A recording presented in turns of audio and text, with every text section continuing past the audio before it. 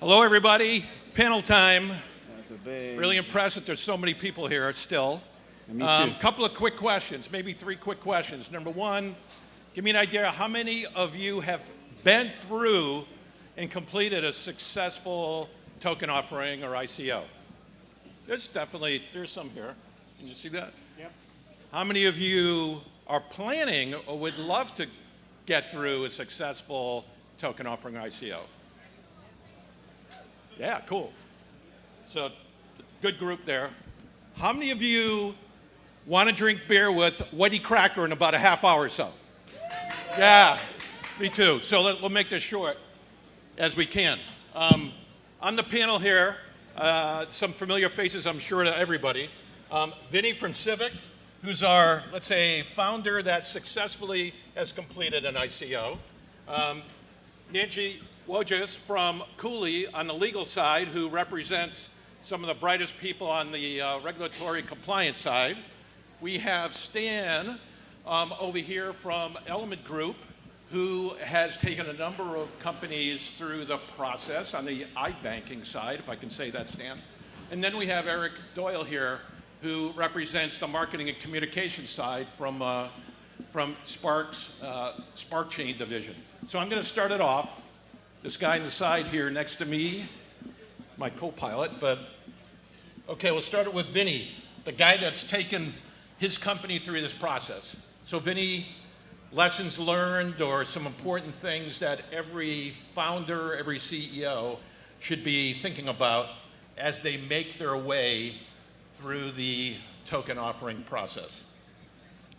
I actually have a lot of lessons learned. I wrote a couple of blog posts about it. You can check my blog, vinnylingham.com, where I've detailed a lot of my experiences and what made it work, I think, and where we think we did the right thing and how we put it out there.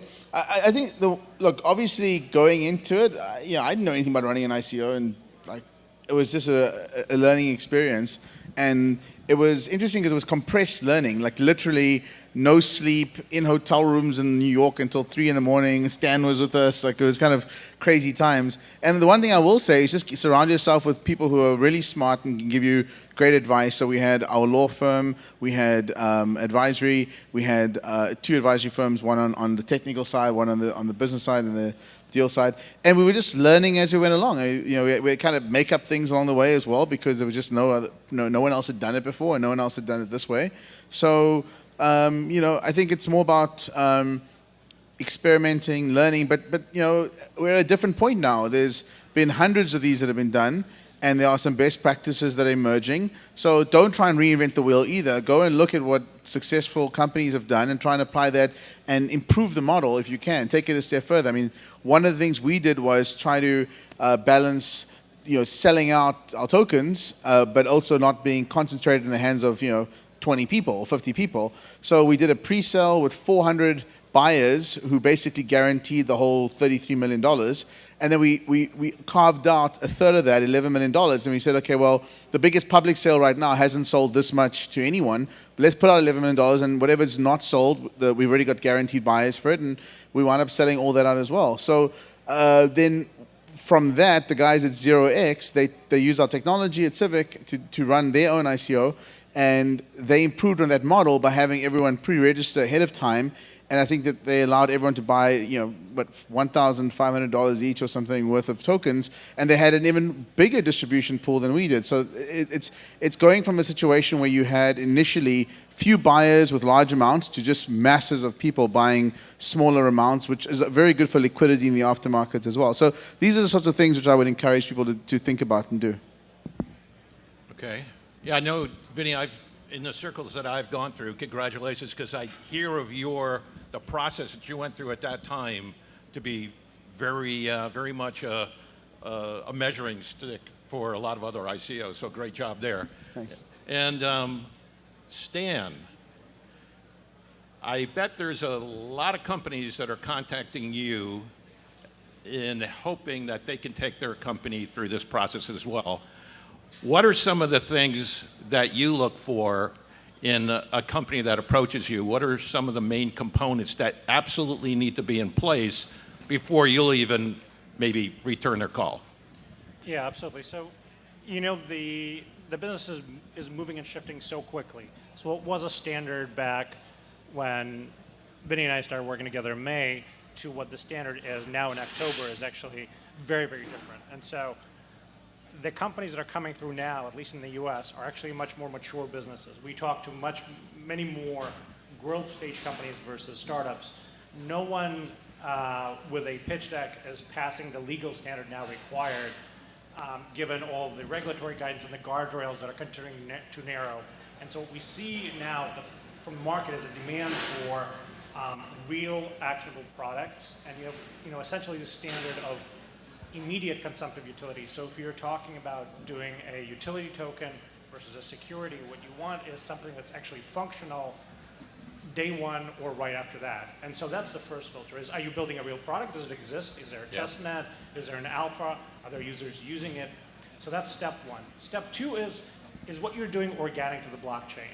Or are you just tacking on tokens because you have no other funding mechanisms, or because it's some sort of a meta play, or you're just kind of strategically lost at sea? And so having a business that's kind of based around the blockchain, where it's at the core, where the token is actually necessary, where there's a strong decentralization thesis, that's what the core universe of buyers is actually looking for.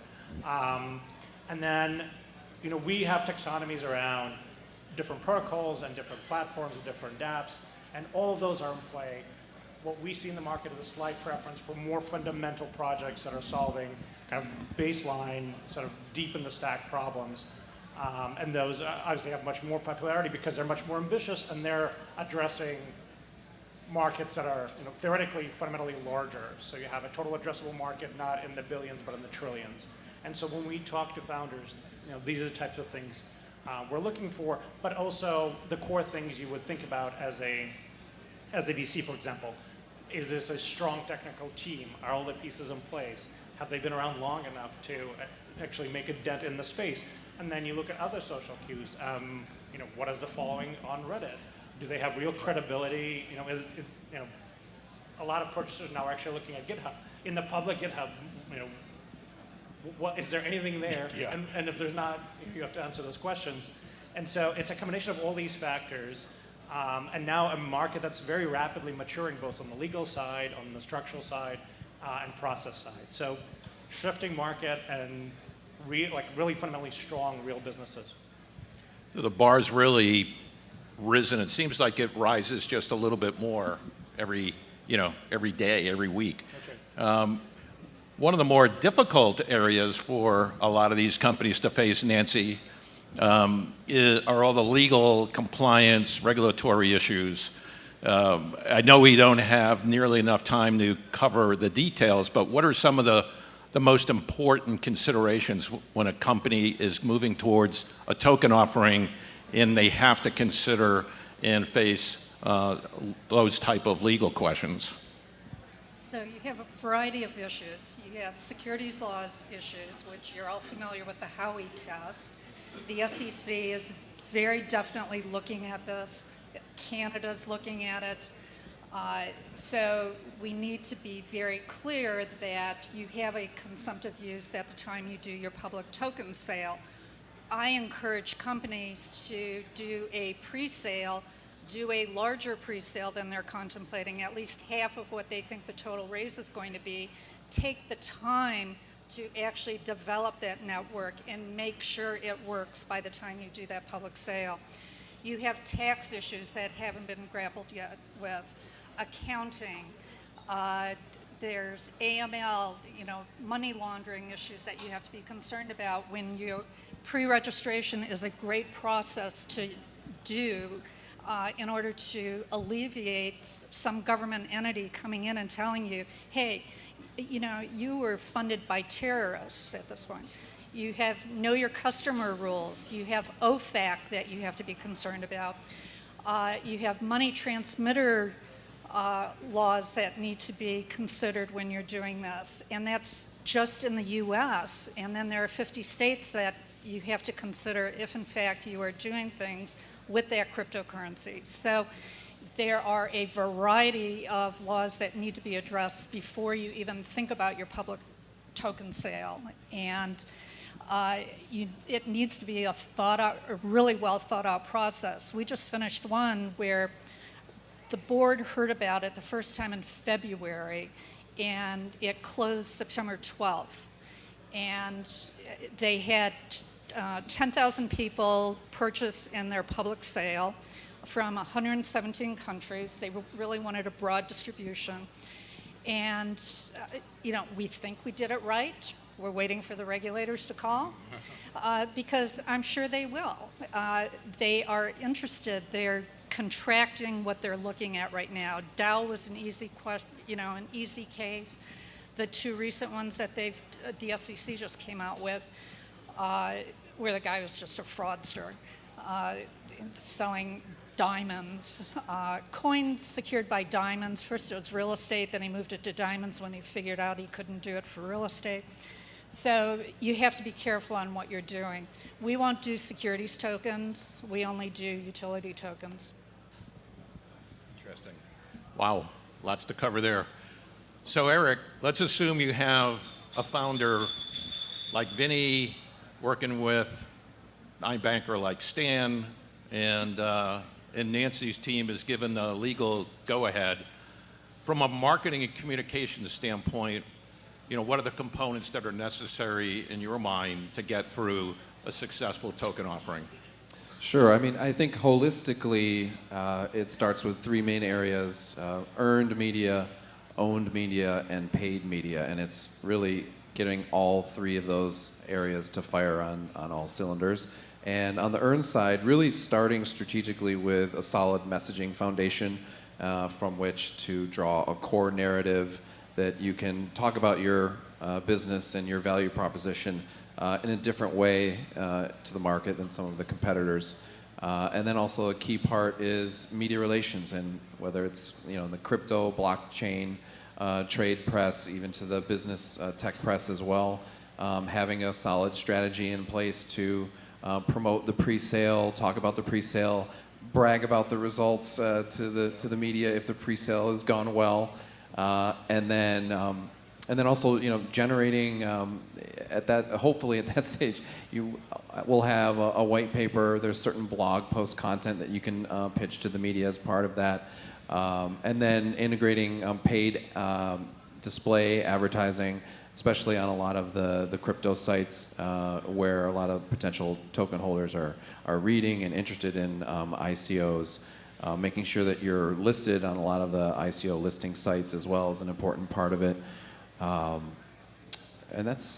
And then another big part is the social part, making sure that you're supporting your communications on the right channels, not just on every single social channel that there is, but thinking carefully about your target buyers and the audience you want to influence and where they're active on social. That's it. Can I throw the cat amongst the pigeons? So, the full disclaimer, Spark PR is actually my PR company, and they do a great job. So I'm a big fan of PR and media relations, and if you watch my tweets, it's like I'm more interested in the influencing side of getting the media attention around what you're doing. As an investor in these token sales and ICOs, I can almost, in fact, I will say I've never bought any token sale if I saw an ad. Yeah. Kind of on principle. The best stuff that I've bought is stuff that you guys have not even heard about. Because it's so good, it goes into the private pre-sale market with select people in Silicon Valley and the networks, and it doesn't go public at that point. And by the time it goes public, it's like, like Filecoin was just oversold massively. They didn't even need to advertise. So one of the warning flags for me personally is when I see paid media around an ICO. And that's just as someone who's a more sophisticated buyer of these things, because the problem I've got with it is it's really easy to convince dumb money to get into something by using paid media and getting that, because there's no real influence. They see an ad, they click on it, they go put money in. Now, it doesn't mean that all the projects running ads are bad. In fact, some of them they just don't know how to market or get the influence around what they're doing. The problem is that it creates this hype factor and hype cycle, which I believe is going to, in some cases, and it's hard to tell which ones, it's going to attract government regulators to come in. And that's the concern. And if a government regulator comes in and says, did you buy paid media on this thing? and did Granny lose her life savings on it, or whatever the case is, your coin goes to zero at that point. Like, it can get shut down. So I'm more concerned about the fact that the paid media can lead to that. And again, it's not about all of them. I don't have the time to do the diligence on every single one and be comfortable that it's okay. So I don't buy the stuff that has paid media. It's just personal preference. So if if you're running ads, don't bother emailing me. Yeah. So media is only one issue, though. The other one is where you have a group of guys out there, much like the boiler rooms. Shilling back it, in- yeah. Yes. I had a company call me telling, this is the only way we're going to get going. No way. I said, you want the regulators in your door? Just use that. Go ahead. Right? Absolutely. So I've had market makers come to me. I've had everyone come to me try and like pump the Civic token or get me to pay them to do. We didn't take a single paid ad, and we had over $100 million worth of demand. We only took 33 in. Okay, not a single paid ad. And post being listed on Bittrex and Poloniex, like we've done no market making. I don't care. The price can just find its level value. But if you go into some of these Telegram rooms and these pump and dump schemes, these guys are going to get taken down. And so my advice to all of you out there is just do it honestly. Do not go and buy, even though you may think, oh, it's great, you'll get the money or you get more money. It's part of like the mission for the company and you'll do good in the world. It's about how you do things, not what you do. Okay? And just keep that in mind. There's a slippery slope here, and this is an industry that's under a lot of regulatory scrutiny, and you do not want to be on the wrong side of the law here. And it'll Great be, points. hey, everybody's doing it this way, Nancy. Honest. That's what they're telling me. Don't worry, the jails are pretty big. That's what I keep telling them. Look, you'll look good in orange. I do think another point I didn't mention first time around is I think it is important to have some basic incentivizing potential token buyers to be interested in your ICO. Aside from just the value prop that you're talking about, there's things, bounty campaigns where you can reward token buyers for taking certain actions, whether it's downloading a piece of content, sharing content. I think that is a small percentage of the total tokens, but it is an effective way to generate interest. For the record, and I think Stan is probably, I can see he's going to jump in and say something gonna now. say no. But for the record, like we did no paid ads. We did obviously some work. No bounty. Work with Spark on some PR and communications, and we did no bounties and zero discounts. Not even our investors in the company got a discount. Not a single person got a discount for our Civic tokens. They went out at 10 cents to absolutely everyone, and we focused on the distribution of it to make sure it was fair. But I can see Stan's about to say something. I was going to abstain. I was going to play nice. No, I think you set up the platinum standard for an offering, right? But not everybody has your megaphone, right? So or your network, and so I think Or microphone. in a market where we have 20 30 offerings coming, let's say every week, it's hard to cut through the noise, and it's getting harder. And so I think especially in a case where you're looking for broad distribution, you kind of have to fish where the fish are. And so you have to look at the communities that you want to address, depending on what blockchain vertical you're in or what application layer you're playing in, and then go to Reddit, go to Bitcoin Talk, go where their organic communities are, go to the Telegram channels, and work with that community and get them engaged.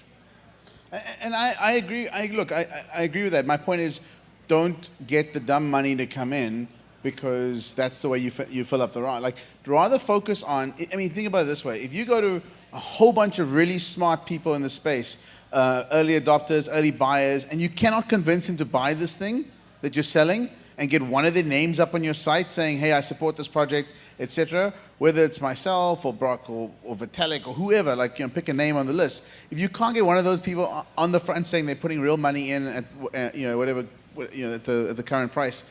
And again, one of the things to be careful of is don't give it to them at a 90% discount, because that's just ridiculous. Just some people have I won't take those. I won't take those deals where there's these huge discounts or even free. I don't do advisory work anymore either. I don't take free tokens from companies anymore. I've done 2 of them for advisory work, and the problem is the moment they do something I disagree with, then I'm conflicted. If I pull out, I damage the process, and if I stay in, I don't agree with it. So I don't do advisory work. I'm happy to buy my tokens. I'm happy to buy it at the disclosed pre-sale discount price. So these are important things. But the point is, if you can convince people who know what they're doing to put the money into your project and stand behind you, you will convince the other people in the industry, and eventually you don't need to go to the dumb money that's out there to get money in because you're doing what you're doing works.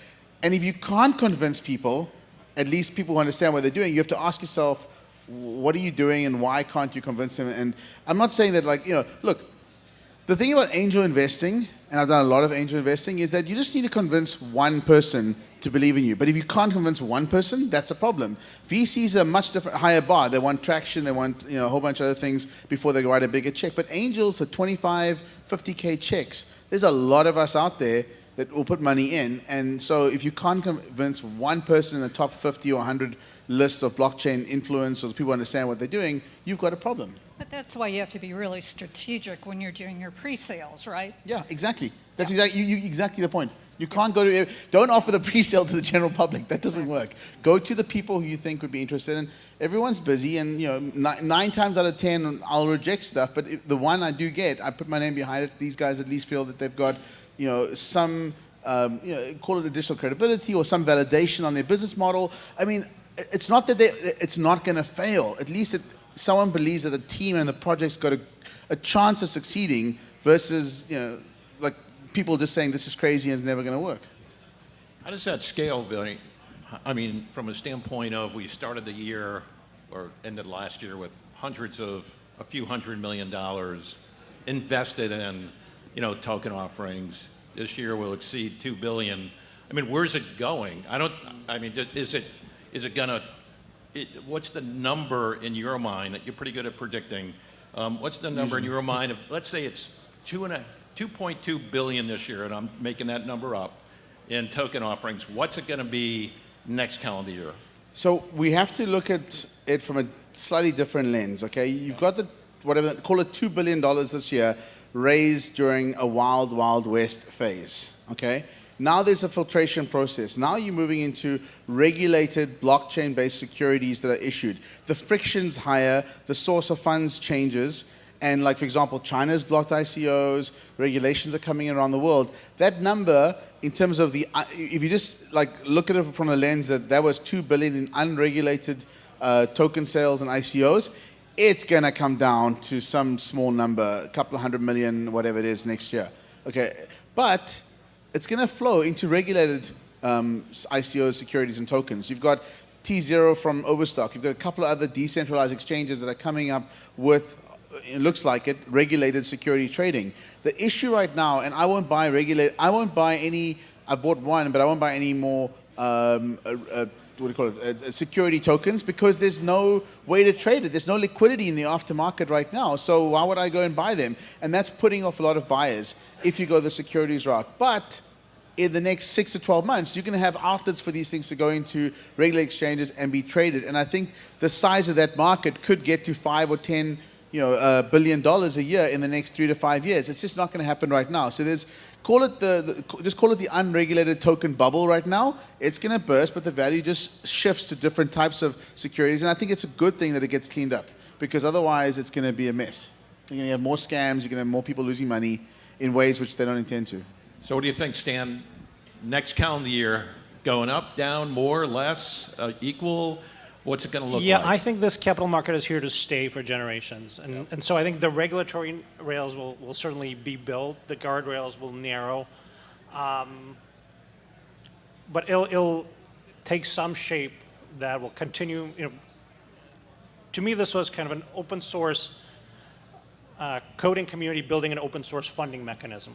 And it really just kind of broke through, and what we see is a maturation of the market. So in this room today, there are many institutional buyers, investors, whatever you want to call them, but people that are looking through, a very prescribed, focused, and educated lens at this space, and trying to understand, bottom up, which projects make sense, which are the strong blockchains, the strong protocols. And I think that's a positive sign. And the same thing from projects, we're seeing lockups, we're seeing more interesting tiered structures, we're seeing reverse Dutch auction structures that really help you find the market price. And so I think this market will just keep maturing, and it's certainly here to stay. The number itself doesn't matter. Yeah. So I know we're running very close to time up. So Eric, Nancy, any thoughts about next year? Is it where's the market going in terms of size or whatever metric that you feel is important? I think it'll probably be cut in half by next year. I think people will be more discerning about what they're investing in. Okay. So, and depending on what the other countries do, I mean, China's ban really impacted the crypto market. Then South Korea stepped in. Canada, notwithstanding their bullshit about, oh, we're behind tech innovation. It's bullshit. They consider everything securities. So one of mine, we ended up not selling to Canada just because of that. Because of that, huh? Yeah. Wow. Eric, any closing thoughts? Because I know we're running out of time. I'm going to go with the same school of fish here and say it's Okay. going down. Yeah, it seems pretty clear. Okay. Sounds like higher quality opportunities, lower volume, and the bar's high. Are we in consensus on that topic? Yes. Yeah, Yep. thumbs up. Okay, please, Any audience questions? I don't think we have time for any. You can catch these guys hanging around the floor for more questions, but please thank Eric, Stan, Nancy, and Vinny for a few minutes of their time. Thanks, guys. Buckled in.